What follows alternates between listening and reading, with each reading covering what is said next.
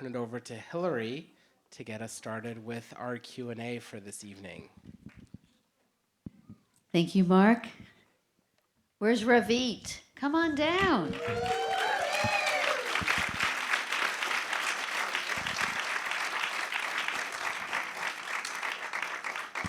I need to give you a hug. Oh. This is such a beautiful film. So, do you want to bring something? Yes.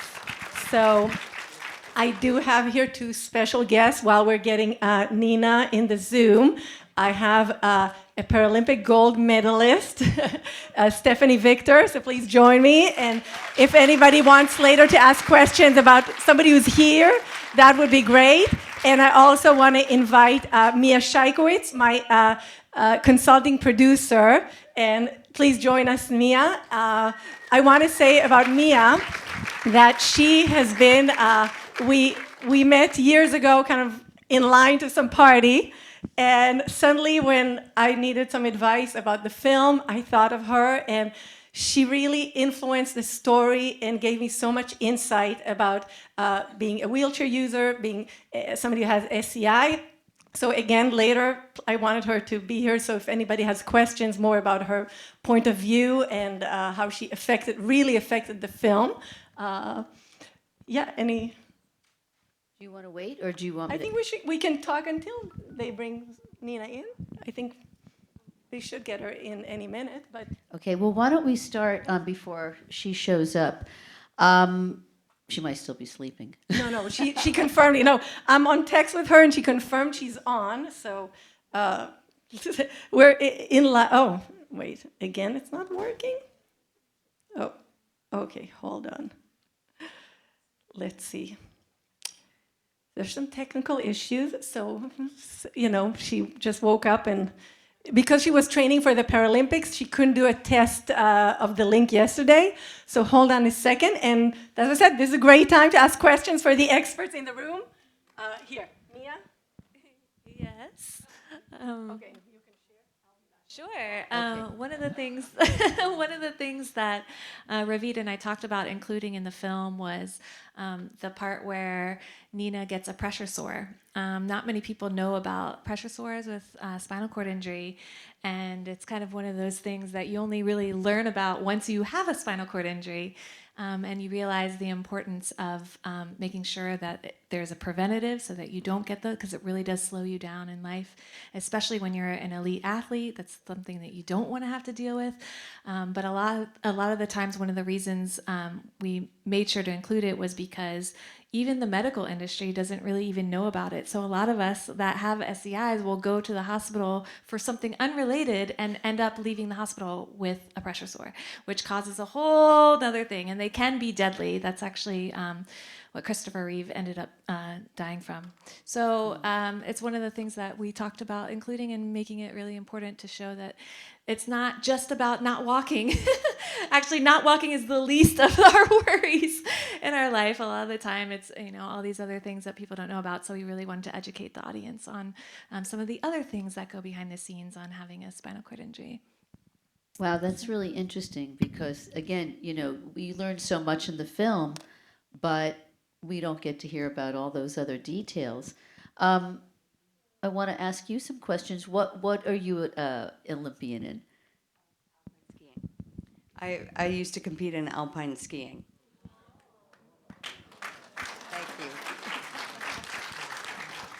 So I'll just talk out loud. So how talk about some of the things that you could relate to in her training and in going to the Olympics, and how maybe you had similar or different experiences in your own life.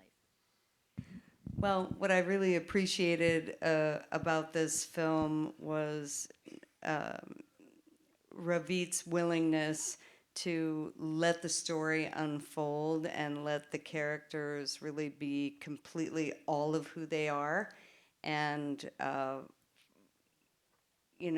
I had the good fortune of seeing the film over several different edits, so it's really exciting, at Slamdance when it premiered, to see how the story had evolved and to feel what this woman's journey, both individually and collectively with her family, was. And I feel like she so successfully let Nina tell her story, let her family tell her story. And the title says it, right? Nina is an athlete. You really feel that this is her drive, but yet beyond living with a spinal cord injury, there she is. Hi, Nina. We're talking about you. Hey, congratulations. I hear you're on your way to Paris. Yes. We're all very excited for you for that. We'll be cheering for you. Thank you. Oh, here. So are you asking questions? I think you need to ask her the questions because she probably can't hear the audience. So are you asking her or? No, we were having a discussion and you guys came back into the room. So I'm happy everybody's here right now. How are you doing, Nina? Hey, I'm good, thank you. Well, thank you for joining us. So we've just finished this film about 2 minutes ago, and we were just chatting a little bit here. But I want to start off with how Ravit, you and Nina came to know each other. Okay, so that's more a question for me, I think. Nina is actually the sister-in-law of my sister-in-law. That's how I found her. My brother is married to Levi Kessel, who's my co-director and co-producer on this film. And her brother is Nina's husband, Dor, that you see in the film. And that was just a very lucky thing because I just one day woke up and thought it'll be cool to make a sports documentary. I admit it was a very shallow start for the project. And I just thought, but I need to know some accomplished athlete. And suddenly the next day, serendipitously, I got a message from her mother-in-law, Dor and Levy's mother, saying, look at our Nina, she just won another medal, we're so proud. And she sent me an article, I said, oh, I forgot, I do know an accomplished athlete, that's my in. And that's how it all started. And maybe Nina can say a little bit about kind of how was it filming with the family in front and behind the camera.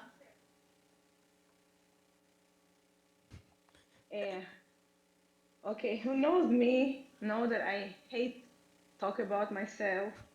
I don't like when people feel me, but I feel how I say it, I can't say no to Ravid, and I really didn't believe it will become some film about me.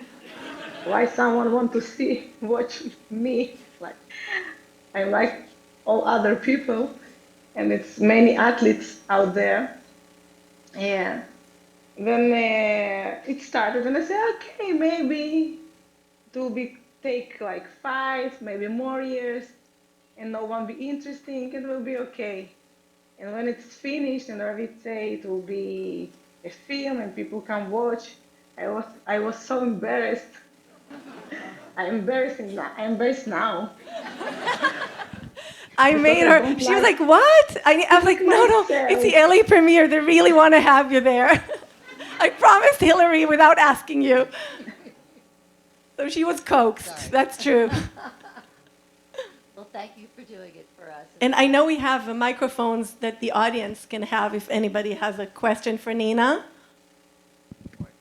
Now, I want to ask about your working relationship. So this looks like, obviously, this happened over a period of time, going back to before COVID and even now, up to now the film is out and Nina says, I'm done, and now she's going to Paris.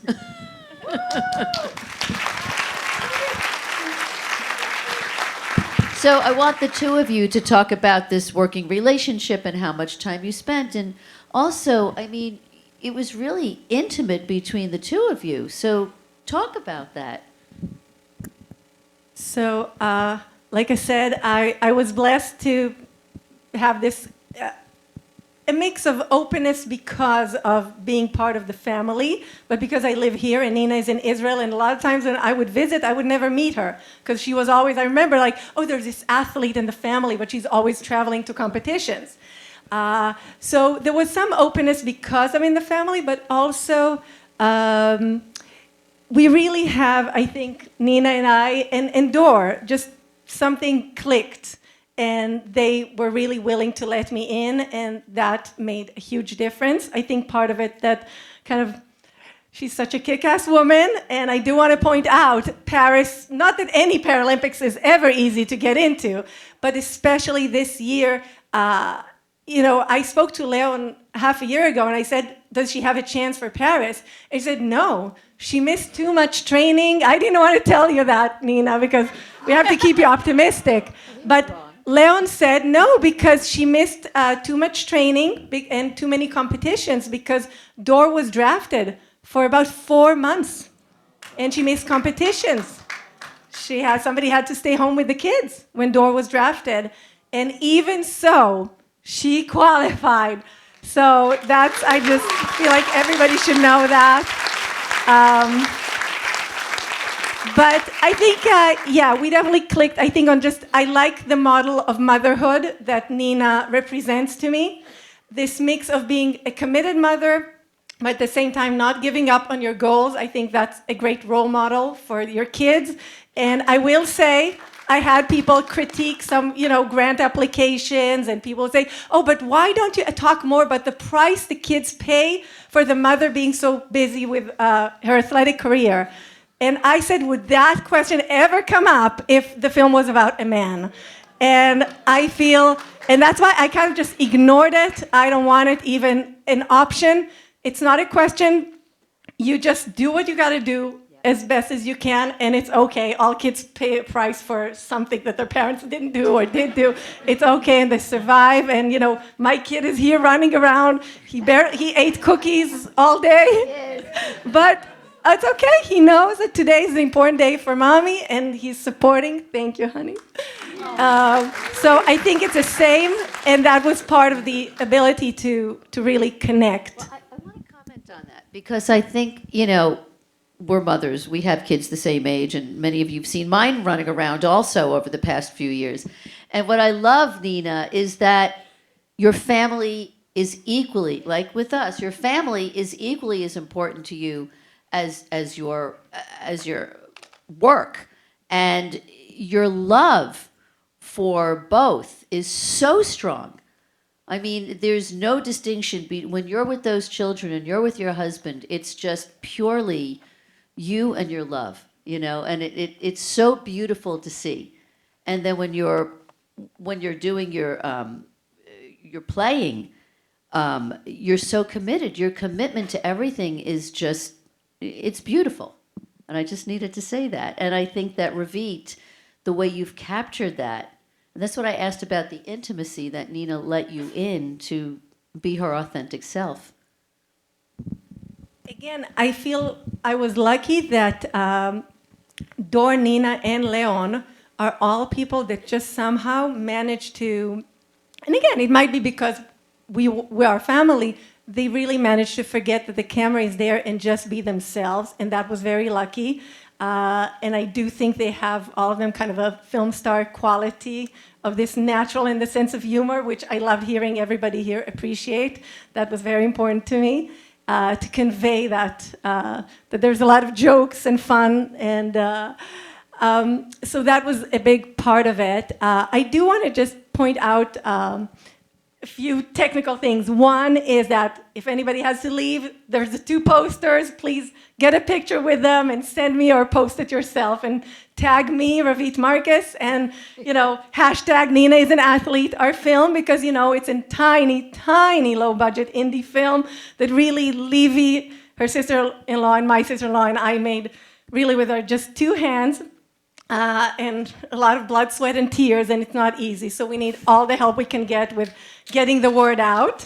The other thing I want to say that even though it's such a tiny film, there were a few supporters. One is, even though they're not represented here, it's LAJewFilmFest Film Fund in Israel, which is a wonderful film fund that really believed in the project from the start. There's also an organization called Forward Doc, co-founded by Jim Lebrecht, who's my executive producer, nominated for the Oscar for co-directing Crip Camp.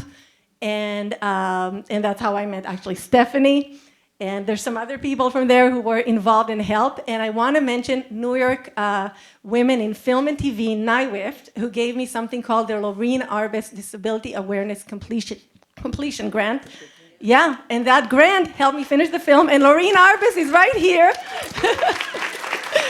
So I am so happy that she got to see it with you and see how helpful this was, because it really helped me complete the film, and I'm so grateful for that. So also, if anybody has questions, she's such a supporter of women causes and disability justice causes, and I'm so grateful to be a beneficiary of that. Obviously, thank you to the festival for having me, AFTAU, and the Israeli consulate. So just did my little thing before anybody has to leave. We're not letting them leave because I have more questions. How long do you guys have tonight? No, I'm kidding. So, no, I just have one more question before we open it up. Hang on. I have a question for both of you. I want to know, what were the biggest challenges for you, and what were the biggest challenges for Nina in making the film? So, finishing the film took place after the war started, after October 7. And here I get very emotional, of course, but that really threw us off. Obviously, who am I to complain? It's just a film, and people's lives were ruined in horrible ways. I don't need to tell anybody about that. But my editor was drafted, not just Dor, my editor, and I had to deliver the film to Slamdance without my editor, and that was not easy. I had to scramble with all these 3 different editors doing favors in Israel, in the US, where not, and then it created all these issues and technical issues and sound issues, and in a way, it never fully got resolved. I was still until 3 a.m. with my editor trying to get another export out for today, and we actually tested it, like Dan and I, the moment before we got here, and ran in like at 5 to make sure it works. So that has been quite a challenge, and like I said, I'm still making. Yeah, it wasn't easy. Again, not complaining, but yeah. Good morning, Nave. So yeah, he is. He really is. And yeah, Nina, want to say what was your biggest challenge with the film? I think the filming, the whole film, because I hate speak about myself, and that I'm doing this, and I'm a great mom, and a great athlete, and I have good days and I have bad days. And I think this is the hard, just someone filming me. But after a couple of months of filming it, I was used to it, and I was, okay, open it, and I go with it, and it's a film. Maybe one day my kids will see. I hope so, yeah. So, Because yeah, I hate audience. to watch myself. Hi, Nina. I wanted to know, where did your love of badminton come from? Oh, it's a very strange story. Before my accident, I play a little bit tennis and I swim. I always were in the sport. And after my accident, I started to swim, and I swim almost 10 years, but I wasn't good enough. And I have some injury on my back, and I can't go to the water. And my first trainer of badminton always ask me, come and try, and I say always, no, I'm swimming, it's not for me. And when I can't go to swim, I say, okay, I will not stay at home and sit on the couch. I will do for now something else, and then I will come back to swim. And I start, and I saw that I'm not bad. Yeah, and I stay there and never come back to swim. My small son, he's now 3.5 years. He thinks his mommy can't swim because he's never seen me on the pool.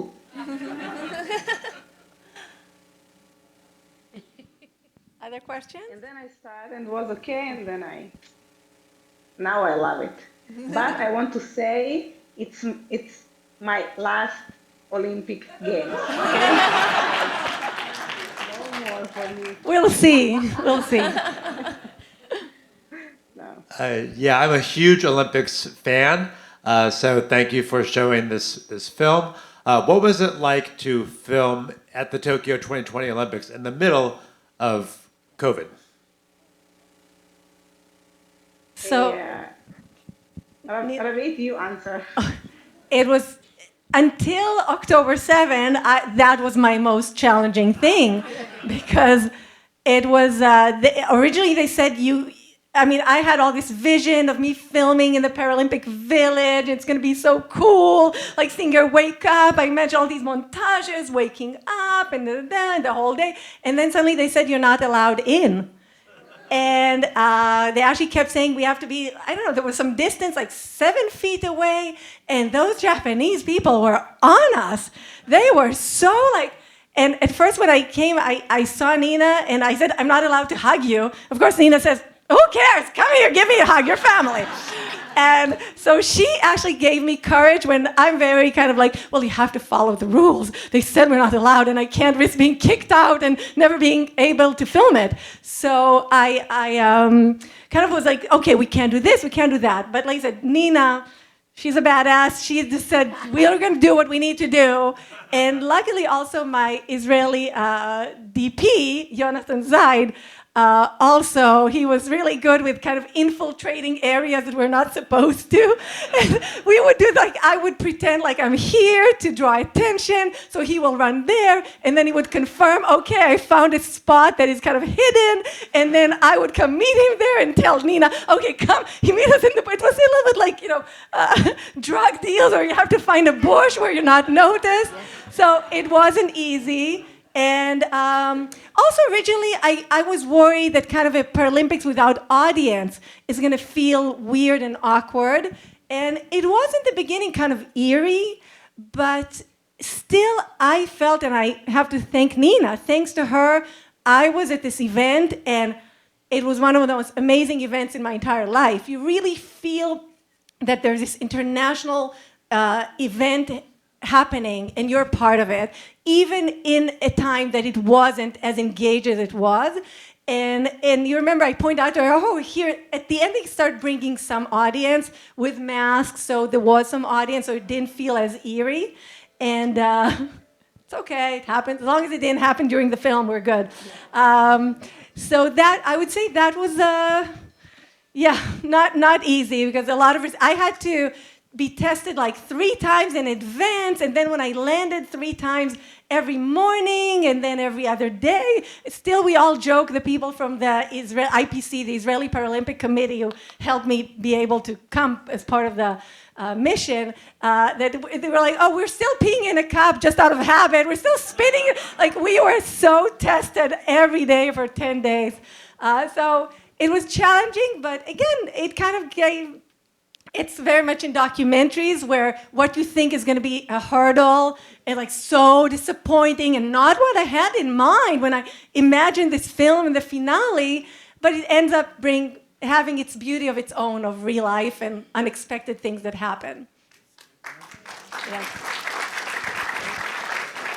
Todd. Leon find religion. No way. נינה, הוא שואל אם ליאון חזר בתשובה.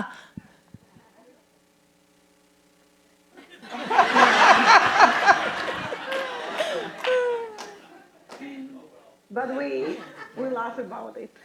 Okay. I think Kelly here has a question, if that's okay.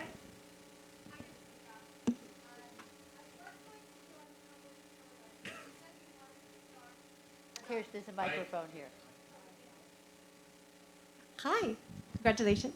Thank You said that you wanted to start, filming a documentary about an elite athlete, but at what point did you uncover the storyline? Because obviously this went a lot deeper. So when in the filming process did that come about? So I think when it came up that tough, I would say two things. Seeing kind of all this questioning about a woman athlete. Look, when you make documentaries, there's constantly, you're retelling the story as you edit. You think you're making this film, and then it keeps shifting, and you realize it's this other film. And obviously, I was going through my own processes too. Seeing her deal with her age, definitely it was part of me thinking about my age, especially in Hollywood. So it definitely, I felt like she reflects some of my thoughts, how to kind of take it with stride, but obviously you admit it definitely makes you take pause. And one of the things I loved is kind of her dual relationship, saying to daddy, well, I'm old, I can't do it, but saying to her husband, who's old? And I could relate to that. So it definitely, I think seeing those conversations made me feel, well, this is something that I want to explore. At the same time, I realized that Nina, even though we call the film Nina is an athlete because we loved how Doris says that in the film, but part of the beauty was understanding she's so much more than an athlete. She kind of has these 4 identities that I was fascinated by, and I felt have this excellent connection. Oh, look at him. Oh, that cutie. This couple makes beautiful children. So I would say it was a process of me understanding what I'm going through and what I found most compelling. And yeah, I know. And at the same time, also, one of the identities that I became obsessed with is her being an immigrant and that coming to Israel. And I felt that actually, and she never fully agreed with that, but to me, that's the experience that shaped her. And to me, it was very important. That's why we keep coming back to it, that arrival, that tough immigration experience, because I felt that that's where her resilience comes from. And when you make a film about an athlete, you want to show where does this resilience to keep going. It's so hard. A little bit like documentaries, a lot more rejections than successes, but you keep going. So I wanted to know what gives her that strength. More? Yeah. Yeah. Any other? I think there's more questions in the audience. Oh, well, who's giving the microphone up there? Lorraine, up there? Yeah, she's has. And you can bring to the ones at the top. Go ahead. Yeah. I think the big question everybody's waiting to hear is, at the end, you said you're done. And now you're going to the Paralympics. So what changed your mind? I don't know. I continue to practice, and the 3 years go like this, and I find myself in the Olympic Games again. But I can say it will be my last. It's sure. It will be my last. It was hard 3 years. It was different. It's more challenging now. And in all what happened after October 7th. In Tokyo, it was because of COVID. Now it will be another thing. I think it will be more challenging for me. But I hope it will be okay. I do want to say that even when I put that end scene where she says, I'm retiring, I'm done, I knew that there's no way. I just knew her too well. So I remember I kept checking in when we were editing and saying, is she, what's happening? And the moment that, she's back in training, I said, okay, so originally that end title that she's going to be in the Paralympics, that she qualified was she has her sights on Paris. Once she, so I think in Slamdance was still, she has her sights on Paris, and by now you got the updated version that she's going to Paris. Ruby, Nina, I think I might be able to speak for everyone here when we say everyone loves a good story, and you both told a great one, and we Thank can't you. wait to follow Nina's journey in Paris this year. That's so exciting, right? So don't stop, right? Keep going. That's the story. That's the perseverance of all of it.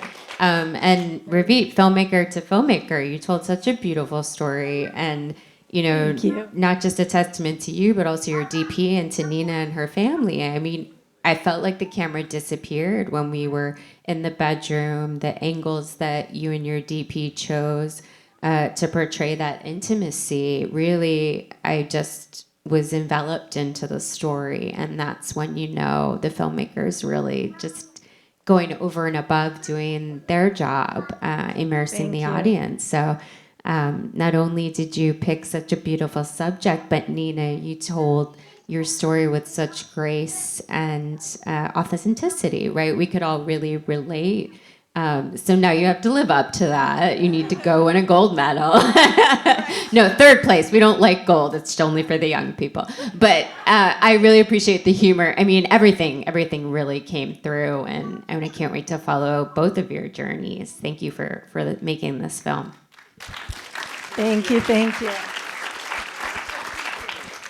Can you talk about the music?